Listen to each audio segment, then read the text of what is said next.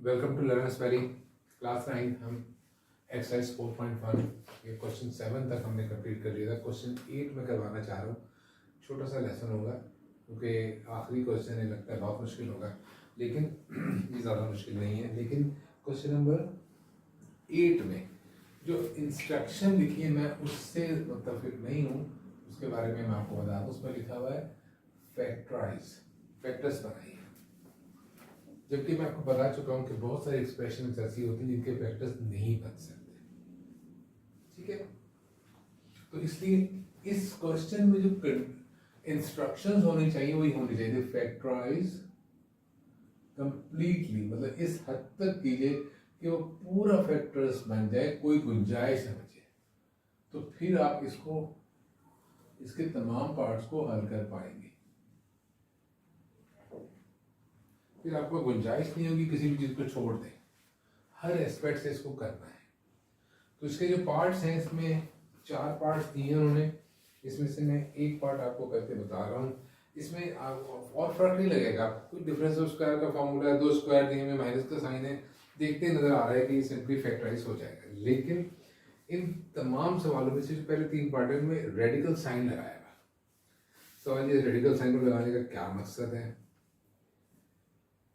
सो मैं इसका पार्ट 3 कर रहा हूँ, 1 2 आपके लिए छोड़ रहा हूँ, और एक पार्ट में आपको अपनी तरफ से दूंगा जिससे कि आप सॉल्व करेंगे ना। पार्ट 3 है इसका, क्वेश्चन नंबर 8 का, y z अंडर रूट और फिर इसका दिया हुआ है square minus 1/y z under root और इसका भी स्क्वायर दिया। क्या कीजिए, देखने में तो ये लगता है कि इसको सिंप्लीफाई कर देना चाहिए। रेडिकल साइन और स्क्वायर एक दूसरे को कैंसिल कर देंगे तो क्या बन जाएगा, मैं लिख के दिखा रहा हूँ। इस तरह सब सवाल हल नहीं होता है, लेकिन मैं सिर्फ आपको लिख कर दिखा रहा हूँ। क्या होगा, अगर एक एस्पेक्ट से नजर पड़ते ही ये कैंसिल कर देंगे, हो जाएगा वाई जेड और ये हो जाएगा 1/yz। अब इसके फैक्टर्स कैसे बन सकते हैं, क्या इनमें से वाई जेड में से कुछ कॉमन आएगा? बहुत मुश्किल ऐसा सोचा जा सकता है, बहुत ही महदूद सिचुएशंस में ऐसा सोचा जा सकता है कि इसमें से वाई जेड को कॉमन ले ले या 1/yz को कॉमन ले ले। क्या होगा, बहुत मुश्किल है। आप लोगों के लेवल पे ऐसा सोचना मेरे ख्याल आसान नहीं होगा। सो क्या किया जाए, तो ऐसी तो कोई बात नहीं सोचनी है आपको। तो ये फॉर्मूले की शक्ल बनी हुई है और फैक्टर्स बनाने हैं, फैक्टर्स का फॉर्मूला पहला वाला मौजूद है। सो ऐसे सिंप्लीफिकेशन पे ना जाइए जो आपके फॉर्मूले को ही बिगाड़ दे, फॉर्मूले की शक्ल खराब कर दे। हमें फॉर्मूले को रिटेन करना है। सो हम लोग सिंपली ऐसी किसी कैलकुलेशन पर नहीं जाएंगे, हम इस पे फॉर्मूला अप्लाई कर देंगे। फॉर्मूला कैसे अप्लाई होगा,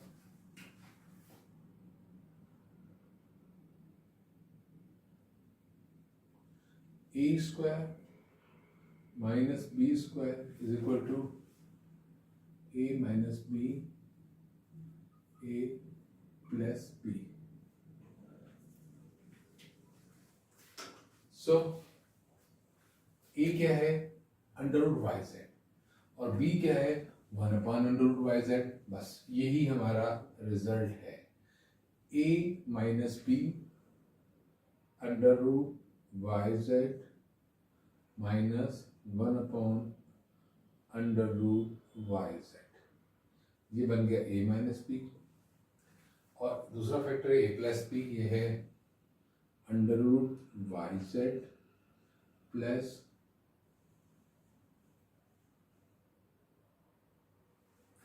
फैक्टर्स बन गए। इसके अंदर और कोई नई जहत पैदा करने की कोशिश नहीं करेंगे।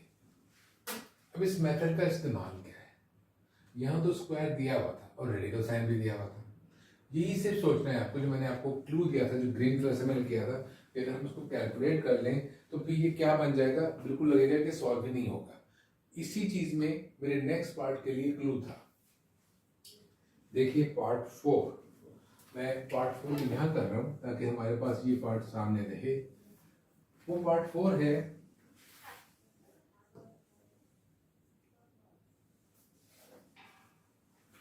एक्स जेड टी, ये एक्स जेड और टी से कोई मतलब नहीं है, इसका कोई मतलब निकालने की कोशिश में तीन वेरिएबल्स हैं बस, एक टर्म है, इससे ज्यादा इसका कोई और मतलब नहीं है। अब आपको इसके वेक्टर्स लगाने, यहाँ तो स्क्वायर भी नहीं लगा हुआ, जब तक स्क्वायर नहीं लगाएंगे, माइनस तो है, स्क्वायर नहीं लगाएंगे तो फिर हम डिफरेंस ऑफ स्क्वायर का फॉर्मूला भी इस्तेमाल नहीं कर सकते।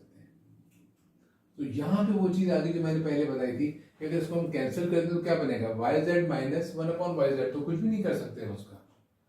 अब हम यहाँ वही वाली टेक्निक इस्तेमाल करेंगे, क्या होगी कि हम इसके ऊपर स्क्वायर रूट लगा देंगे, x z t square root.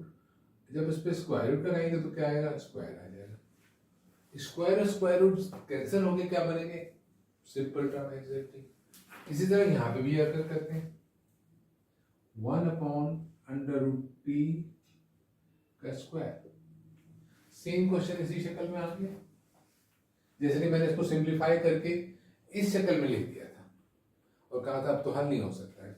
तो हमें हल, वैसे तो वाकई यहाँ से कुछ हल नहीं होगा, कैसे हल होगा कि हम वापस ले जाएं इसको इस क्वेश्चन की फॉर्म में। अब इस क्वेश्चन की शक्ल में आके अब हम लिखेंगे फॉर्मूला, ये सेम फॉर्मूला, और इसकी मदद से इस क्वेश्चन को सॉल्व कर देंगे। तो फॉर्मूला इज, फॉर्मूला पहले भी लिखा हुआ है, मैं दोबारा लिख रहा हूँ उसको सिर्फ इसलिए कि आप लोगों को प्रैक्टिस है कि लिखना होता है। अगर फॉर्मूला इस्तेमाल करना है तो प्लीज उसको मेंशन कीजिए, वरना चेक करने वाले को इससे परेशानी होगी, और अगर एग्जामिनर को परेशानी देंगे तो इन द एंड आप लोग खुश नहीं रह सकते।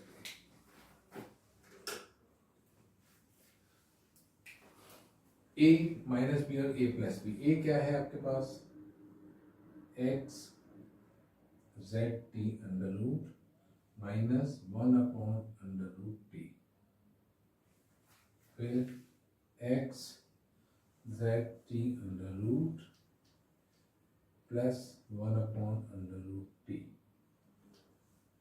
वो फैक्टर बन गए सिंपली। सी ये रेडिकल साइन की कंफ्यूजन या एक आइडिया था जो कि हमें इसमें समझना था।